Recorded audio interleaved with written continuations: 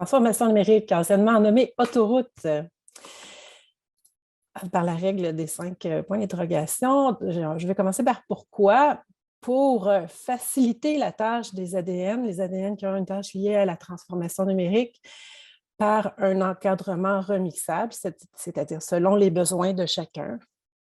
Accélérer la transformation des pratiques numériques du milieu culturel, bien sûr, mesurer le niveau de maturité numérique des organismes culturels du territoire en entrant les données dans l'outil et ainsi démontrer l'accélération de la transformation du milieu relatif au travail des ADN. Donc, quand on l'a lancé en 2020, septembre 2020, on avait 75 entrées, puis notre objectif, sky's the limit, on viserait 100 à la fin 2024. C'est pour qui? C'est pour les agents de développement culturel qui sont intéressés, qui sont mandatés à la transformation numérique de leurs membres ou de leur territoire. Ça a été élaboré depuis 2019 jusqu'à la publication en 2020, en opération depuis jusqu'à maintenant.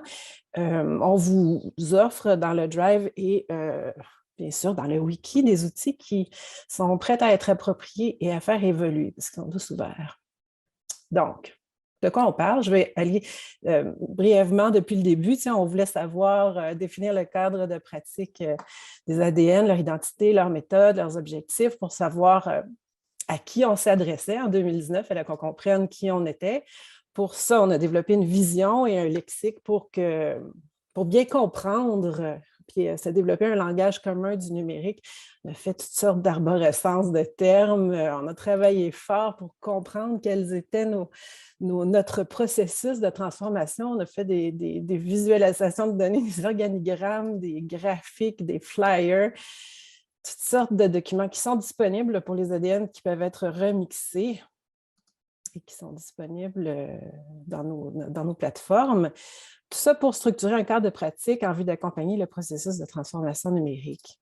Donc, comment on a fait ça? Notre objectif final était notre produit, notre livrable final était l'outil diagnostic de maturité numérique qui est paramétré pour le milieu culturel québécois selon les enjeux relevés en 2020. C'est pour ça qu'il est remixable parce que c'est voué à évoluer, bien sûr, donc il va falloir l'adapter au courant des prochaines années.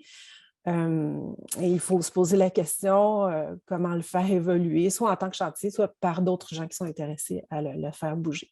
Donc, cet outil, c'est offert sous forme de PDF téléchargeable. C'est du papier, oui, pour pister les réponses, les pistes de réponses qui sont incluses aussi dans cette grille-là.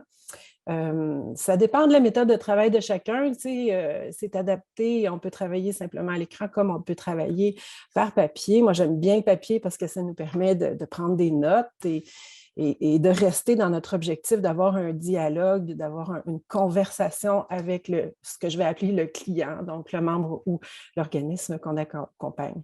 C'est aussi une grille Excel qui est diffusée en licence ouverte, donc tout le monde peut l'adapter selon ses besoins. On en a même fait une version bêta en couleur qui n'est pas publiée, mais qui existe quand même, qui pourrait être développée.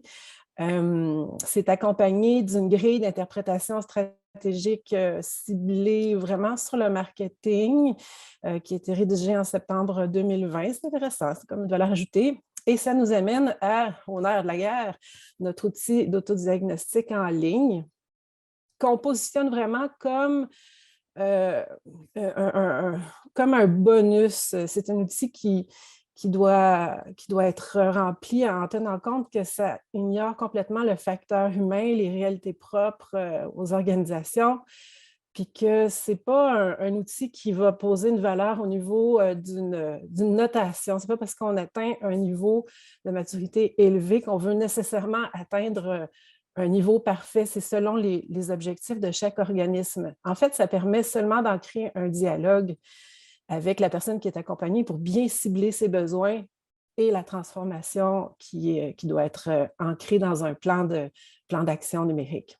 Les résultats à partir du site web, je vais revenir parce que je n'ai pas dit que ça a été fait par le Hub 01, qui est notre partenaire dans ce cas-là. Ça a été développé avec Olivier Ross. Et chaque entrée sur le diagnostic en ligne du Hub 01 offre un résultat envoyé par courriel qui offre une visualisation des données. Ici, le rose étant la position du diagnostic effectué comparativement au bleu, la moyenne des résultats. Notez, c'est ça, bien sûr, je le répète, là, que tous ces outils restent un prétexte à une rencontre, à un dialogue avec quelqu'un qui effectue une transformation numérique. Notre réflexion est vraiment centrée sur les organismes actuellement. C'est fait pour engager une réflexion d'humain à humain et puis tracer des solutions en fonction des besoins.